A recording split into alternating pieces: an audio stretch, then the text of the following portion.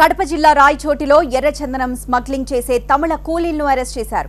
గుడి, బడి, నివాస ప్రాంతాల్లో వైన్ షాపులు ఏర్పాటు చేయడం మీద ఒంగోలు మహిళలు తిరుగుబాటు చేశారు.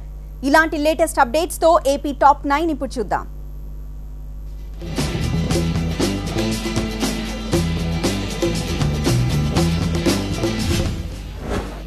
గత కొంతకాలంగా ప్రకాశం జిల్లా ఇంకొల్లు పరిసర ప్రాంతాల్లో పశువులను అపహరించి అమ్ముకుంటున్న ముఠాను ఇంకొల్లు పోలీసులు అరెస్ట్ చేశారు.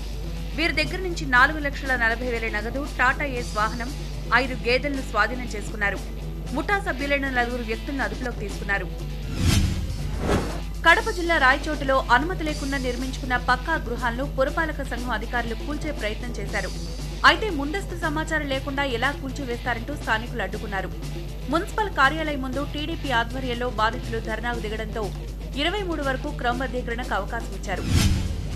బడి, గుడి, నివాస ప్రాంతాల సమీపంలో వైన్ షాపులు ఏర్పాటు చేయడం పట్ల నిరసన వ్యక్తం చేస్తూ ఒంగోలులో మహిళలు ధర్నాకు దిగారు. మద్య వ్యతిరేక పోరాట ఐక్యవేదిక ఆధ్వర్యంలో మహిళలు ఒంగోలు కలెక్టరేట్ ఎదుట ధర్నా చేపట్టారు. మద్యం అమ్మకాలను నియంత్రించాలంటూ ప్లకార్డులు చేతపట్టి నినాదాలు చేశారు. విశాఖలో జాతీయ రహదారిపై ఒక ఆర్టీసీ బస్సు అదుపు తప్పి బోల్తా పడింది. ఆ సమయంలో ట్రాఫిక్ లేకపోవడంతో ప్రమాద తీవ్రత తగ్గింది. పోర్టు హాస్పిటల్ జంక్షన్ దగ్గర జరిగిన ఈ ఘటనలో 6 ప్రయాణికులకు స్వల్ప గాయాలకు గురయ్యారు. వేగంగా వస్తున్న ఆటో బస్సుకు అడ్డు రావడం వల్ల ఈ ప్రమాదం జరిగినట్టు తెలుస్తోంది.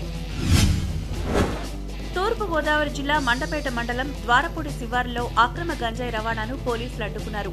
పోలీసులు జరిపిన వాహనాల తనిఖీలో 69 ప్యాకెట్లలో ఉన్న 161 కిలోల గంజాయి దొరికింది.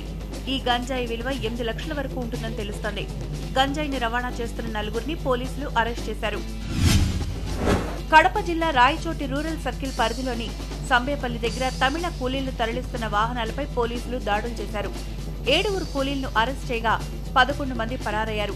గాలింపు ముమ్మరం చేసిన పోలీసులు 14 లక్షల విలువైన 19 ఎర్రచందనం దుంగలు, 2 టాటా సుమోలు స్వాధీనం చేసుకున్నారు. తూర్పు గోదావరి జిల్లా పిఠాపురం పట్టణానికి చెందిన యువకులు గత కొంతకాలంగా ప్రేమించుకుంటున్నారు. అయితే మేజర్లైన వీరి పెళ్లికి పెద్దలు అంగీకరించకపోవడంతో పోలీసులను ఆశ్రయించారు. దీంతో పోలీసులు ఇరువురు తల్లిదండ్రులు పిలిపించి వారి సమక్షంలో వీరిద్దరి పెళ్లి జరిపించారు. అనంతపురం జిల్లా కదిరి పట్టణంలో లాటరీ టికెట్లు అమ్ముతున్న 14 మందిని పోలీసులు పట్టుకున్నారు. వీరి దగ్గర నుంచి లాటరీ టికెట్లతో పాటు 1,60,000 రూపాయల నగదును కూడా స్వాధీనం చేసుకున్నారు.